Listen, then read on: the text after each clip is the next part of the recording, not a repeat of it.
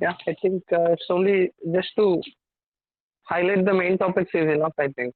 So anyway, you need to spend time studying yourself, right?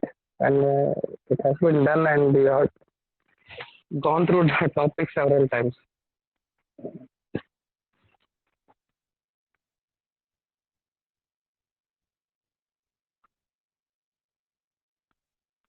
Yeah. Three different channel types defined in LTE are logical channels, transport channels, and physical channels. And each of them is associated with the service access point SAP between different layers. So this is the hierarchical channel structure. So where you have the PDCP, which connects to RLC, which connects to MAC, and which connects to physical. And in PDCP, you basically perform header compression and ciphering. And in RLC, you perform segmentation, concatenation, ARQ. And in MAC, you perform H-ARQ and multiplexing, and then connect to the send the bits are received from the receive the frames from the PHY. And this figure I had, I have included in the slide. Anyway, you all of the slides. So just try to remember this one, okay? Which channel belongs to downlink and uplink, and this gives you a fairly good idea about all the channels. Okay, which channel belongs to what, and which one falls under logical, transport, and physical channels, and what are the physical signals that are used. Okay, so anyway, this chapter is we basically discuss about these things, and in fourth module also same thing is discussed. Okay, so hierarchical channel structure of LTE. LTE is entirely based on shared and broadcast channels and contains no dedicated channels carrying data to a specific user equipment or mobile phone. Like in 2G or in 3G, you had some channels allocated exclusively to certain mobile phones. But that is not the case here. In 2G, if you get a call, that means you are allocated a pair of frequencies, one for uplink, one for downlink, that is allocated to your mobile phone, and that's how you communicate. And then they found a way to multiplex it, and somewhat sharing was done later on. 8 people were there in one channel because they used TDM. And so, but still, it's like you had more number of channels or dedicated channels in 2G or 3G systems, but in LTE there is no such thing. All channels are basically shared. Okay, and this improves the efficiency of the radio interface and can support dynamic resource allocation. Okay, so first type is the logical channel. Logical channel means what to transmit. So these channels are used by MAC to provide service to the RLC. Okay, and there are basically 7 types of logical channels. So 5 logical control channels and 2 logical traffic channels. So logical control channels, the first one is broadcast control channel. It's a downlink common channel used to broadcast system control information to the mobile terminals in the cell, including downlink system bandwidth, antenna configuration, and the reference signal power. And because it carries a large amount of information, it is mapped to 2 different transport channels, which is the broadcast channel and the downlink shared channel. Dual SCH and DCH are mapped to this one.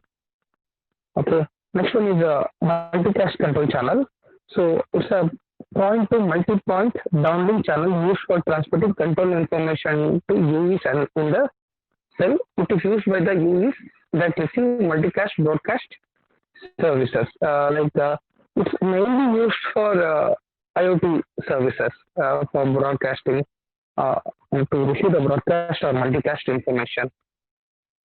And the Paging control channel, we discussed a lot about this. Paging is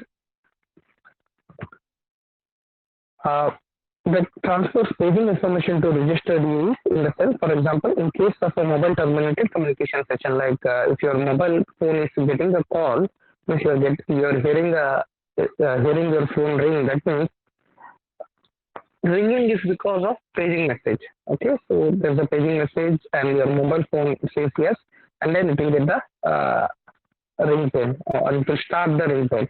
Okay, so that's what the paging control channel does.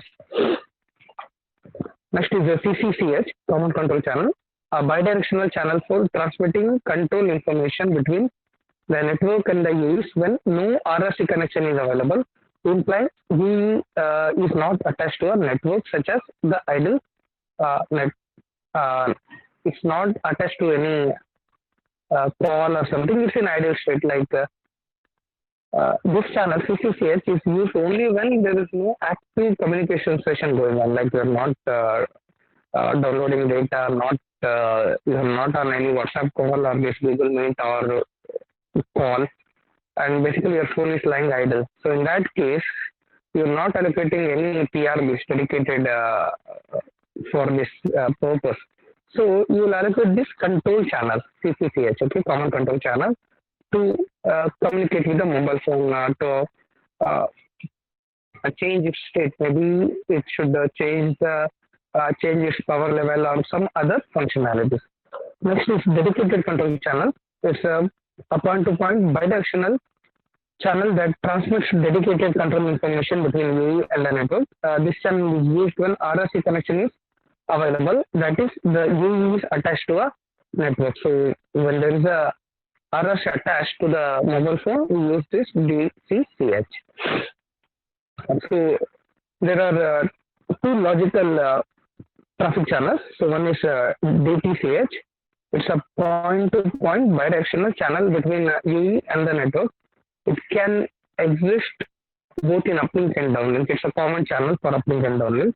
Still remember that. And we have multicast traffic channel, MTCH, a bidirectional point-to-multipoint data channel that transmits traffic data from network to UEs, and it is associated with the multicast broadcast service.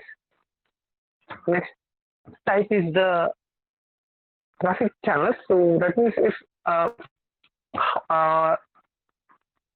it means how to transmit. Okay, traffic channels, they define you how to transmit. So it is used by physical layer to offer services to the MAC, and they are characterized by how and with what characteristics data is transmitted over the radio interface. Okay, that is what kind of channel coding scheme is used, modulation scheme is used, and antenna mapping is used. Compared to the previous generation, HSPA or any 3G network, the number of transport channels in LTE is reduced since no dedicated channels are present. We already discussed about it. There are two MAC entities,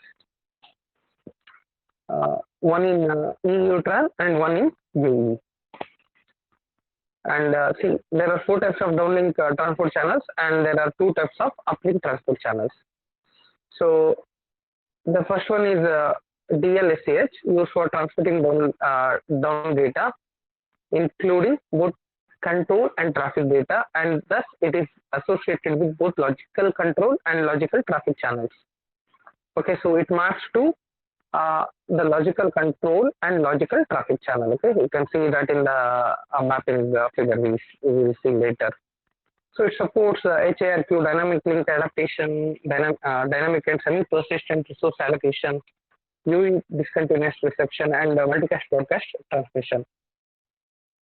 The concept of shared channel transmission originated from basically 3G network, HSTP, which uses high-speed downlink shared channel to multiplex traffic and control information among different UEs.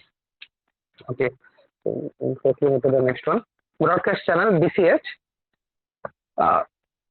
It's associated with the BCCH logical channel and is used to broadcast system information over the entire coverage area of the cell. It has a fixed transport format defined by the specification. See, this is to broadcast system information. System information is the cell phone should get what are the conditions of the communication, like what frequency shift is there, it should adapt, and power increase or decrease. All those things is sent over this channel. Multicast channel is associated with MCCS channel, and it is used for basically it's the MBSFN transmission is supported using this. And paging channel with the PCCH logical channel. Okay, so basically used to perform paging, and in the physical layer it is PDSCH. It maps to PDSCH. Okay, and uplink it is ULSCH. It is associated with the CCCH, DCCH, and DTCH logical channels. And last one is RACH, random access channel, a specific transport channel that is not mapped to any logical channel. It transmits relatively small amount of data for initial access, or in case of RRC, state changes. It's basically see, you're doing it in the uplink RACH, and your mobile needs to give its specification to the network, like what are its credentials, like what is its SIM number, IMEI, all those details needs to be sent. So that is sent over this RACH. Okay, specific transport channel that is not mapped to any logical channel. It transmits relatively small amount of data for initial access, or in case of RRC, state changes. Last thing is so next one is the transport blocks and TTI.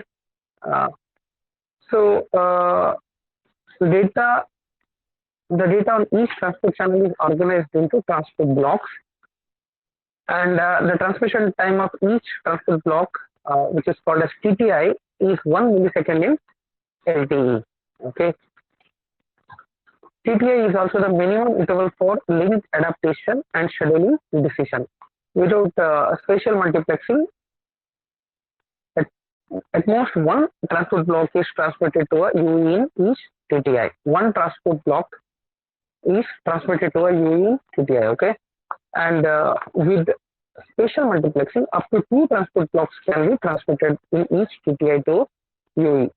If you perform spatial multiplexing, you can transmit up to 2 transport blocks. Without spatial multiplexing, only 1.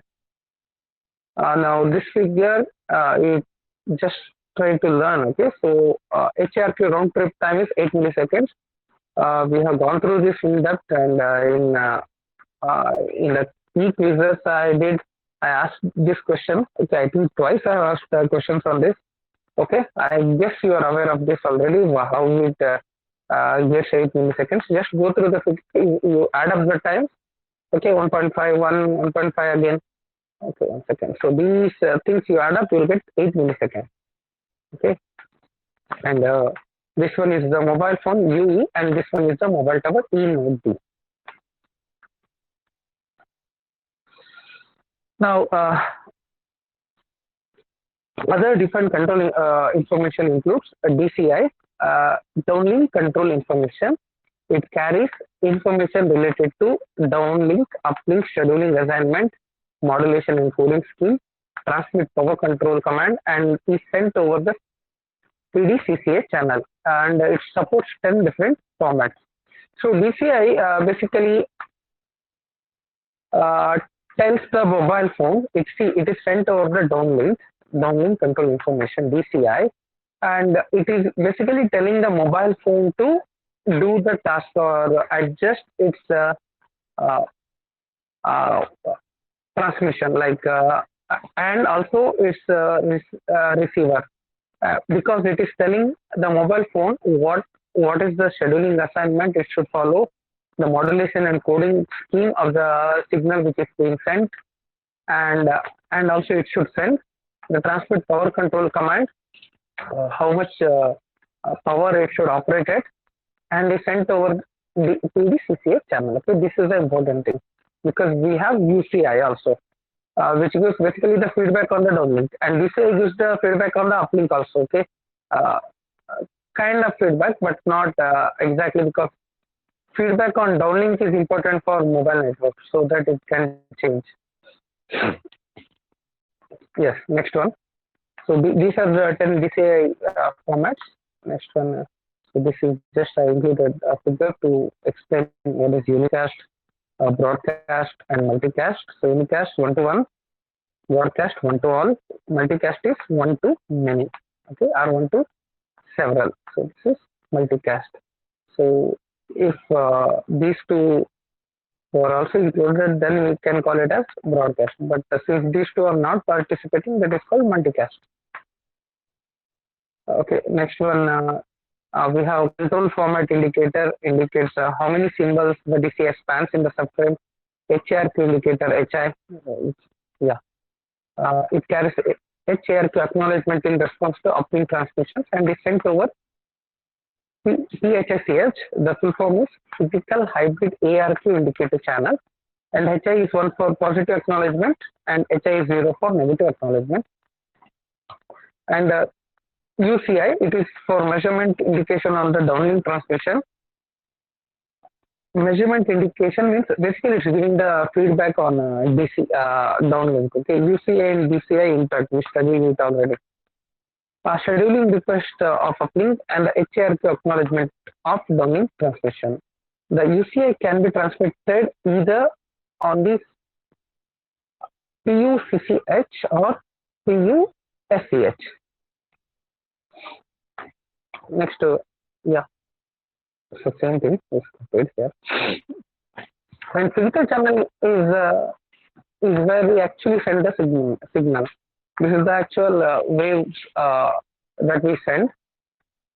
Okay, the physical channel corresponds to a set of resource elements in the time frequency grid that carry information from higher levels. The basic entities that make a physical channel are resource elements and resource blocks. A resource element is a single subcarrier over one OFDM symbol, and typically this could carry 1 or 2 with the spatial multiplexing modulated symbols.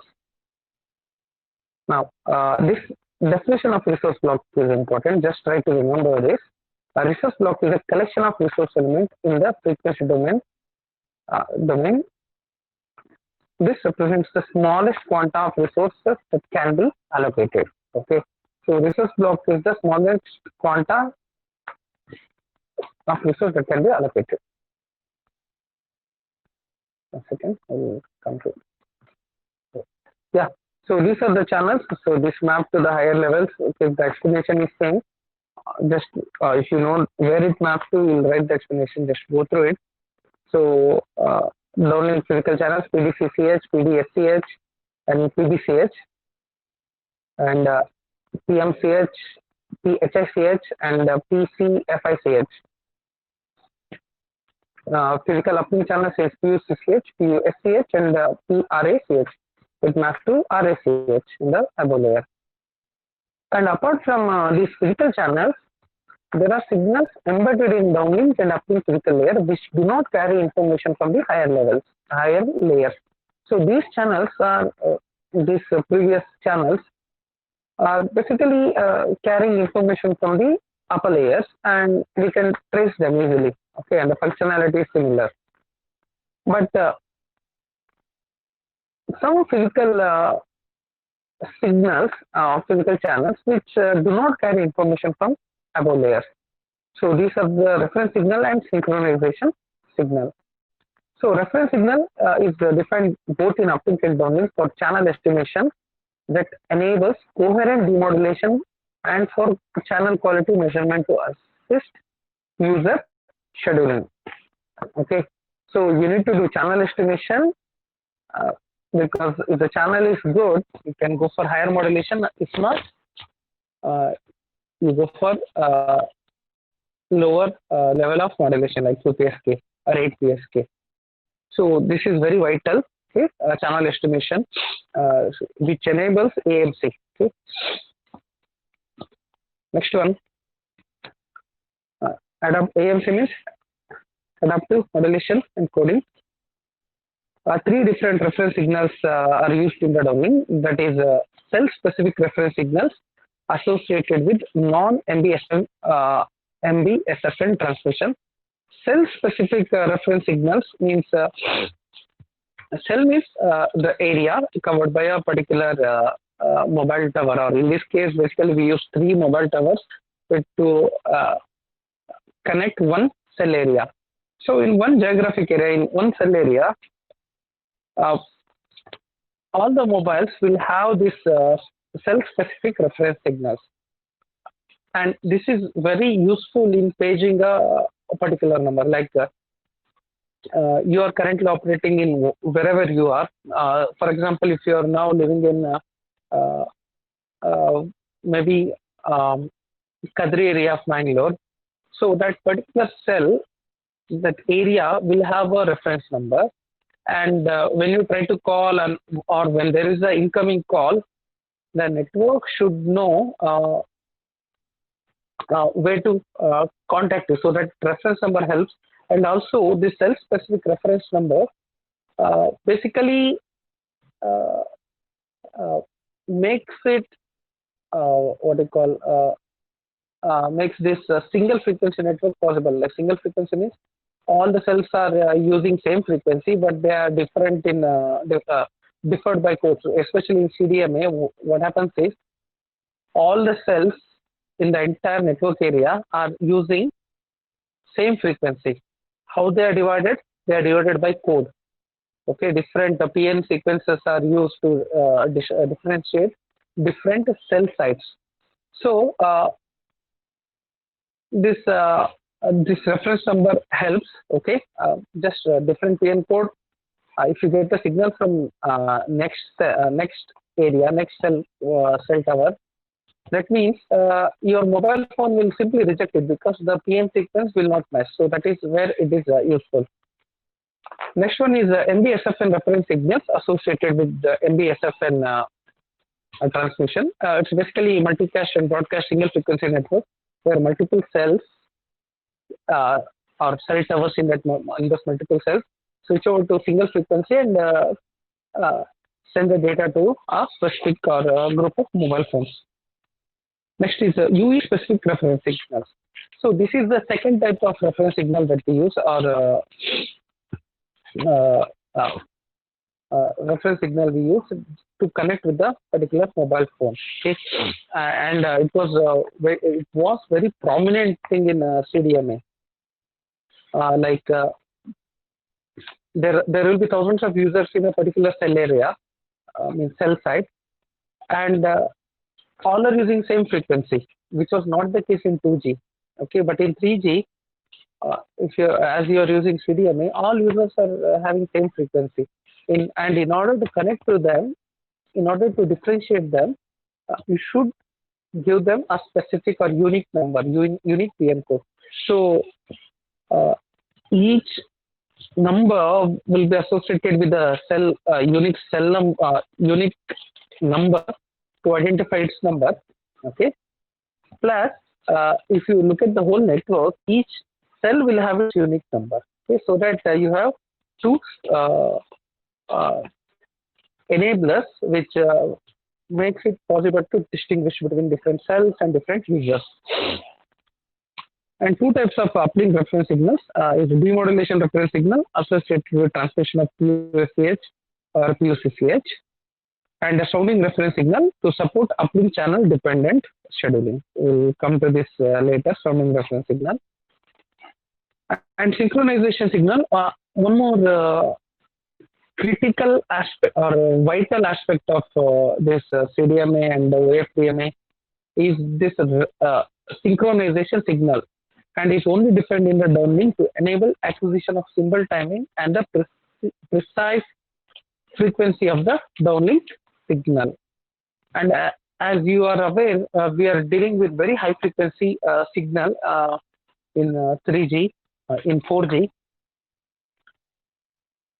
Knowledge of exact frequency is very vital. Small frequency variation will cause a signal loss. So this information is sent by the synchronization signal. It is used in the downlink. so that the mobile phones can adjust.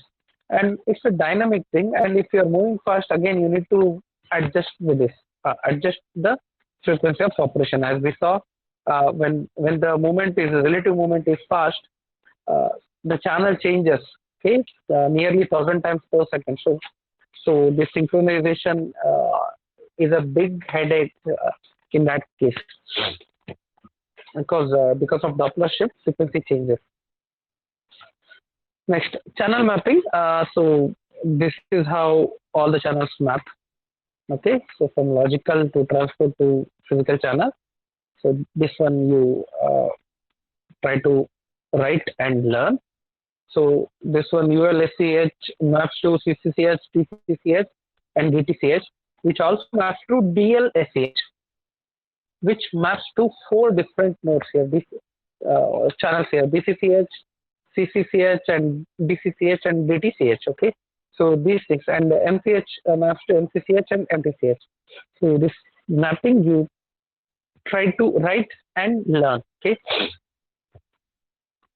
So mapping of control information to physical channels. So this is one more mapping. DCI maps to PDCCH, and the CFI maps to PCFICH, and HI maps to PHICH, and UCI maps to 2 things: PUCCH and PUSCH. So these things are just to give you idea about this, so that you can understand in a better way. Okay, so just go through the slides now. Explanation, same thing as we discussed. So downlink OFDMA radio resources. So in the downlink, scalable OFDMA transmission or multi-access technique is used that allows for high spectrum efficiency. So and OFDM is efficient in combating the frequency selective fading channel with a simple frequency domain equalizer. Okay, and transceiver structure of OFDMA with FFT, ISFT enables scalable bandwidth operation with a low complexity. Okay, so these things you just go through that. Okay, and multiple access in the downlink is based on OFDMA, and in each TTI transmission time interval, a scheduling decision is made where each scheduled UE is assigned a certain amount of radio resources in time and frequency domain. So this is important. We allocate it in both time and frequency domain. Radio resources allocated to different UEs are orthogonal to each other, which means there is no intra-cell interference. Okay, so this is one more aspect. So TS is calculated using this equation 1 by 15,000, which is the subcarrier spacing, into the DFT 2048. Okay, that is the maximum that we can use in LTE, and we just use this as scaling factor. Okay, 2048 for 20 megahertz, and you can start from 1.44 megahertz. Okay, where DFT size is very small. That we'll see later. Okay, and normal subcarrier spacing is 15 kilohertz, and TS can be regarded as the sampling time of an FFT based OFDM transmitter receiver implementation. Second.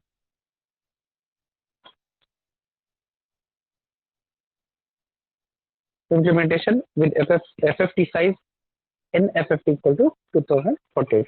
And this is important understanding. In time domain, it is a rectangular pulse, but in frequency domain, its FFT will be, it's a sync function. Okay, so this is vital information you should all know, and it's vice versa always. Okay, and frame structure in LTE, in addition to 15 kilohertz subcarrier spacing, there's a reduced subcarrier spacing of 7.5 kilohertz for MB-SFN cells is also used, which provides a larger OFDM symbol duration that is able to combat large scale delay spread associated with the MB-SFN transmission. So reduced subcarrier spacing of 7.5 kilohertz means, if you reduce the subcarrier spacing, that means this duration will increase, okay, and that will be effective in combating the delay spread, okay. So wider time duration you are getting, so delay will have less effect on the received signal. And this is the example of multicast broadcasting the single frequency network. So one one mobile phone is connected to several cell sites, okay, and these two cells in cyan color are connecting to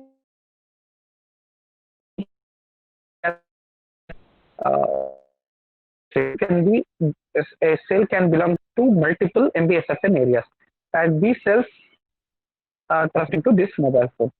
Now you can also like wherever in the frame structure, the second slot is dedicated to MBSFN area 202 here, and the slot number 5, slot number 6 is dedicated to area 201. So this is how we can share a time slot. And this is the typical parameters for downlink transmission. So you can you can have a bandwidth of 1.4 megahertz, 3, 5, 10, 15, and 20. See, this is the flexibility LTE provides.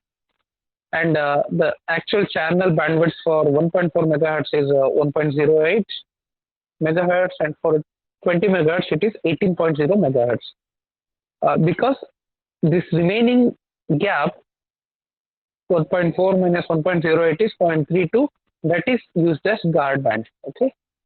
And in all cases you can just find the difference, that is guard band, okay. And guard band, if you express it as percentage of total for 1.4 megahertz, it's 23%, okay. But for all other things it's just 10%, okay. For this small band, the wastage is more because we need to put more guard band. And sampling frequency is 1.92 megahertz till 30.72 megahertz, okay. Now this is interesting, just remember this. The sampling frequency here you can see 3.84 megahertz, and this number is not random number. This was selected because the earlier technology and the chipsets were built on this 3.84 megahertz. The 3G network chipset used 3.84 megahertz. Okay, instead of going for expensive upgradation and complexities, they retain the frequency, sampling frequency of 3.84 megahertz, and all other things are expressed in multiples of this frequency. You can see this is half of it, half into 3.84, and this thing is twice, 4 times, 6 times, and 8 times. Okay, so this is important. 3.84 megahertz. Okay, the sampling frequency, and FFT size for 1.4 megahertz is 128 NFFT, and for 256, and it can go up to 2048. And number of occupied subcarriers in 1.4 megahertz is 72, and it is 1200 for 20 megahertz.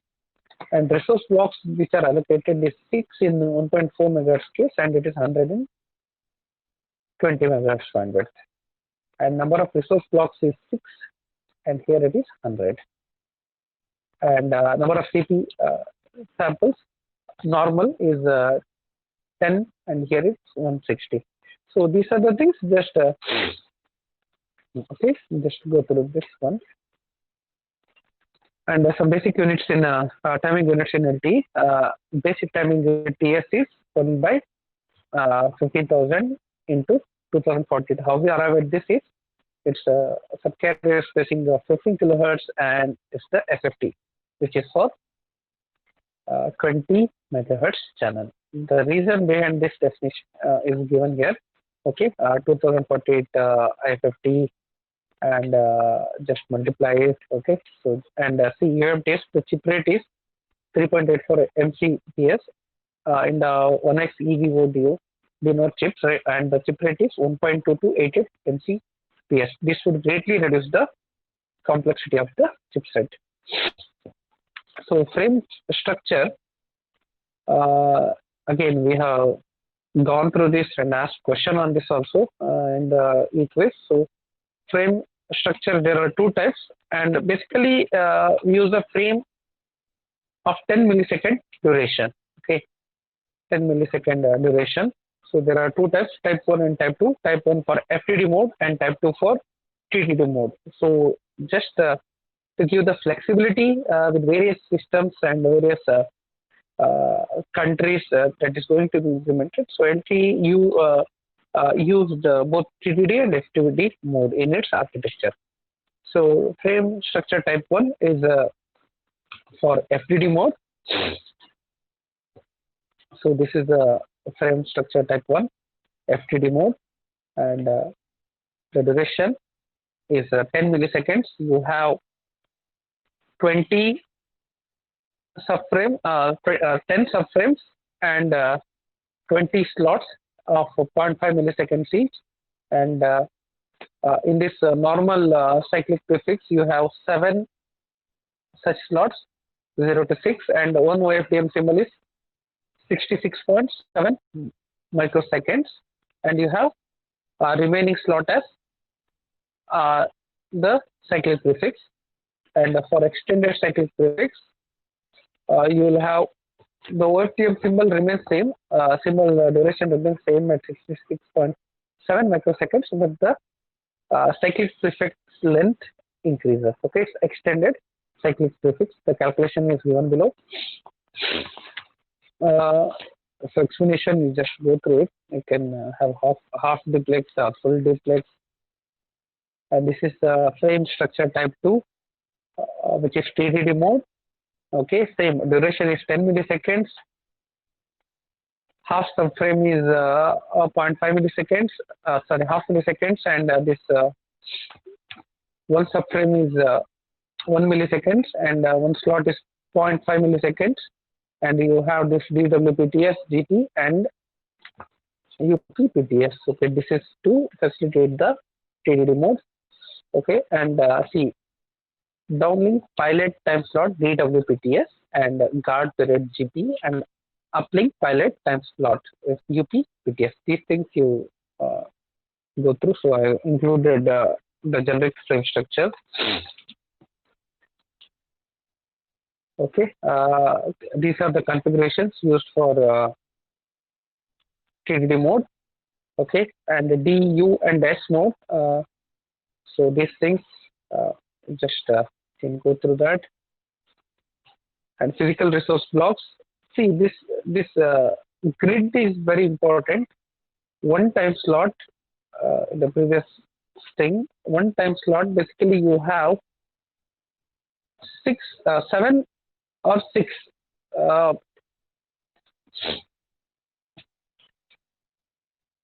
what do you call subframe, frame, those things. Okay, OFDM symbols. This one you have 66.7 microsecond duration plus guard band here, which is cyclic prefix. Okay. And see, this is in time domain. Okay, so this entire thing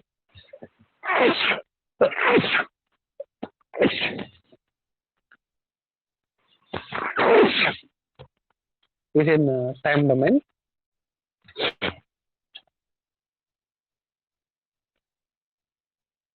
Yeah, come back to that. Okay, so this x-axis is time domain. Okay, you can see 1, 2, 3, 4, 5, 6, 7. Okay, and y-axis is frequency. Okay, and this is called as this solid line marking. This dark line marking is the resource block. Okay, and this is another view. What's happening in that time and frequency domain, 3-dimensional kind of thing. And this is one more thing I added extras just for understanding. Go through this. Okay, so this is calculation, what's happening here. And one more explanation I found, and I put it in the slide. Go through this. Okay, one more view. Yeah, one more view with the more explanation or just I like this explanation, so I have put it. Okay, so what happens here is this block is called as PRB, physical resource block, and that is the smallest chunk of data transmitted by the LTE station. Each PRB is comprised of 12 subcarriers along one time slot, and the physical resource block is 12 into 7 for short CP, which is equal to 84 resource elements, or 12 or okay, and this is the resource element. For QPS, it will have 2 bits, QAM it will have 4 bits, and 64 QAM will have 6 bits. So, how many bits are delivered by PRB? Where all subcarriers are modulated with 16 QAM. 16 QAM means 4 bit answer is you multiply it, okay? 4 into 84, okay, and check the answer. You will get that 336. So this is how much data is transferred or bits are transferred if you go for 16 QAM. So resource grid explanation, we just go through normal CP, resource element, and resource block is basically 2 kinds of resource blocks are defined in LTE, physical and virtual resource blocks, PRBs and VRBs, which are defined for different resource allocation schemes. Okay, so these things, see here, are defined to support different kinds of resource allocation types. VRB is introduced to support both block-wise transmission, localized, and transmission on non-consecutive subcarriers as means to maximize frequency diversity. So PRBs are all continuous allocation. Okay, VRB is like you are allocating non-continuous resource blocks. Okay, 3 resource allocation types: 0, 1, and 2.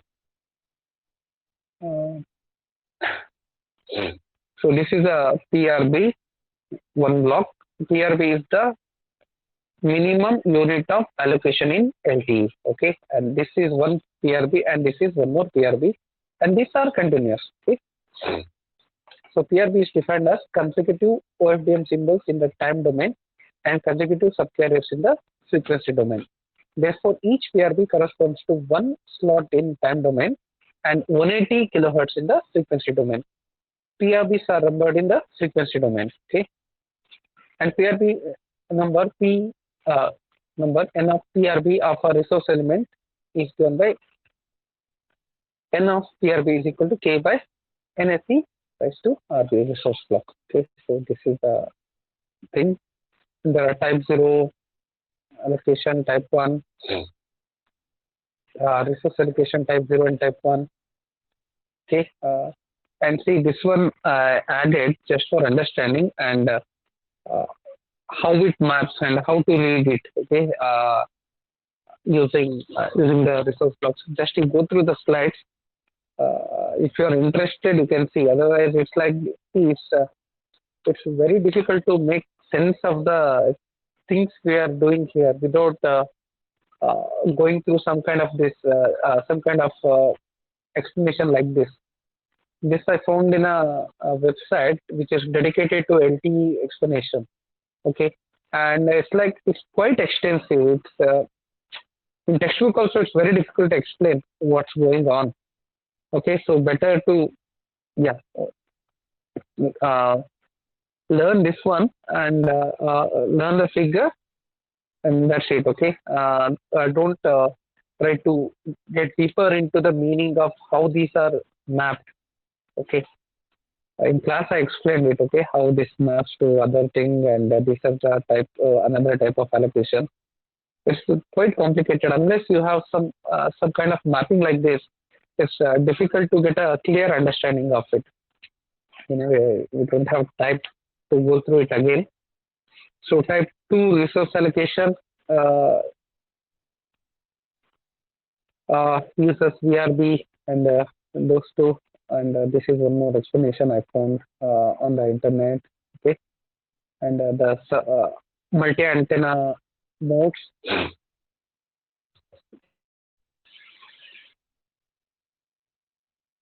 I think I'm getting a bit sneezy. I think I can stop it today. I'll continue tomorrow. Okay. A little bit of cold, I think. Yeah, I'll start from where I left tomorrow. Okay. So, what do you think? It's better to discuss question paper or theory like this? Question paper. Question paper. Okay. Yeah, I'll